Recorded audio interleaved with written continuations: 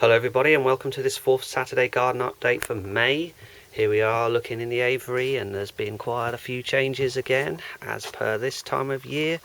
Loads of these buddleias have started to shoot. Look at that one, that's looking good. And there's one or two others there. Some of the white ones are in there. The white ones have got like a green stem. This is a dark colour, so these are not white ones, these are pink ones. And there's a pink one there. That one's possibly a white one. So that's the flowers. And yeah, I'll have lots to choose from. Down here on the floor, I've got, these are the overflow of runner beans. These are all Enorma, these ones. And I've got more on this little bit here. I've potted these up into big pots. And I've just put them out here. These are at risk of slugs, but I've had so many that I had to put them somewhere. More buddleia cuttings down there. That's a white one because of the white stem. Wait until they flower, they'll look amazing. On here I've got these bonsais or tanukis, or both. I'm training these gradually, but they will start to take off and do their own thing. So you can see I've trained this one here, but it's started to grow more shoots. So there's a lot of maple tanukis as well.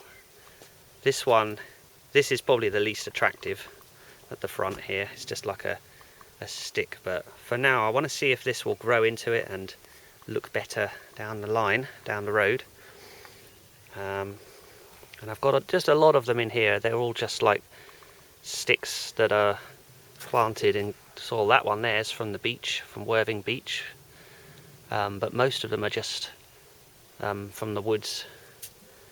Yeah, you can find all sorts out in the woods, especially in the woods where are sort of cut off and nobody goes. You can find loads of old sticks, more than you know what to do with. Out in the garden, these buddleias that are in the ground, this will take off probably this year. Look at that fresh young growth. Yes, and the other one's going a bit slower, but it'll get there. Yes, here's all the plants on the desk. Spireas, have to keep watering them. There's all of those. I forget the names, but the rose is looking really nice. It's got a couple of flowers. Yeah. These tanukis, see, that's all the way up there now. It's made it. Now I'll let that grow a little bit more and then I'll trim it, and then it'll thicken out. When I start trimming it, it'll cause side branches to thicken out and it'll just look like a really old buddleia that's been kept small.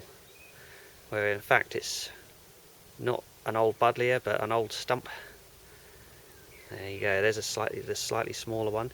Here are some hazels that my dad gave me this month. This one had to be dug up and watered, and it's because the roots were disturbed.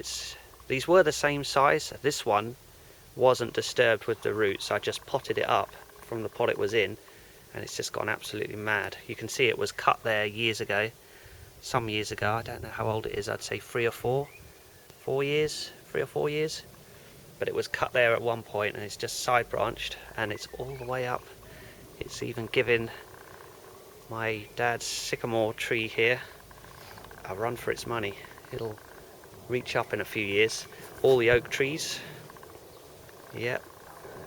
I think that honeysuckle has started dying back a little bit and it's allowing a bit more light in there, so that's actually worked out nicely for those plants in there. This plant here it's got flowers, little white flowers on it now, and it's got loads of bees. See, there's a bee there looking for pollen, although he doesn't have to look very hard because it's all about the place. Here we are in the greenhouse where I've got even more plants. These sunflowers, I have to keep an eye on these because unfortunately these are slug food. So yes, unfortunately you can see that one there's disappeared because it was eaten from the bottom. You can see that one there. Unfortunately the slugs love eating these, but luckily my bottom of my shoe also likes the slugs, so yeah, watch out slugs. Here's all the peppers I've got. Spot the peppers amongst all this lot, all the weeds.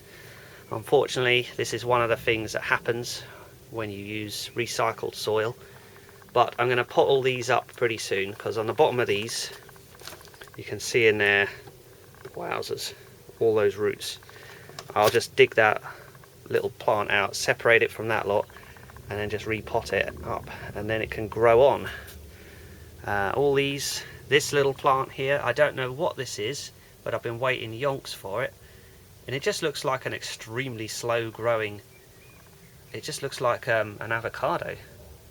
So I waited all that time for an avocado. This, I don't know. Oh, these are red robin cuttings. That one might be taken. All those at the back are 2-year-old pepper plants that have been overwintered. Well, their second overwintering, and they've done really well. They survived outdoors. They were actually in this spot here where they had a bit more sun and protection from the weather, so this greenhouse has kept them alive. Here we are. This is the rose cutting I've potted on its own, the one that survived, and it is growing really fast now. And that was from a cutting. These little lime trees, these are from seed. I think they're limes or they're hazels. A few buddleias in the corner. These two trees here, these are also from seed. You can see the seeds are collected from near the doctor's surgery in Horsham.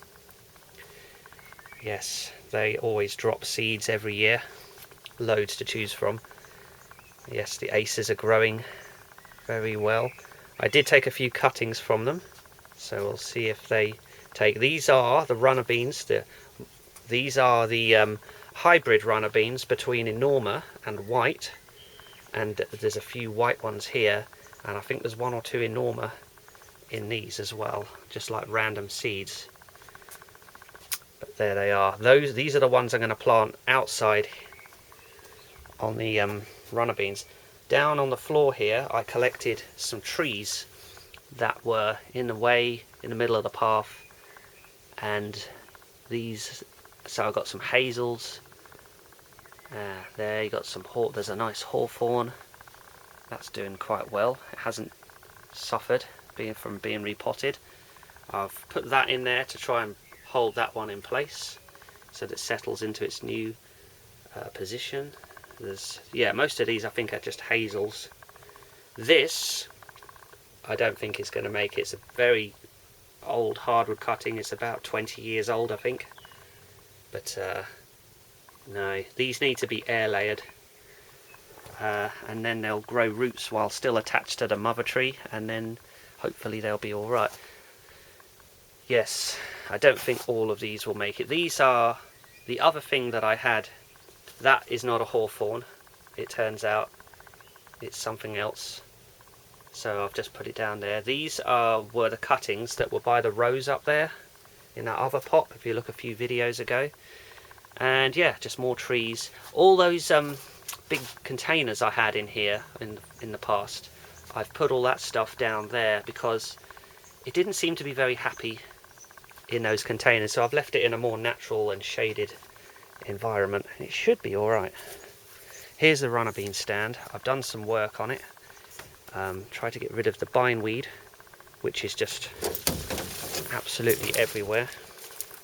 And I've used a lot of my compost, but this is where I just put it all. I just dig this up and put fresh compost in there, or like kitchen scraps and clippings and whatnot. This is the bit of ivy that I've got to keep an eye on, because this likes to creep along and then it buries itself in the ground and it ground layers and then it spreads that way.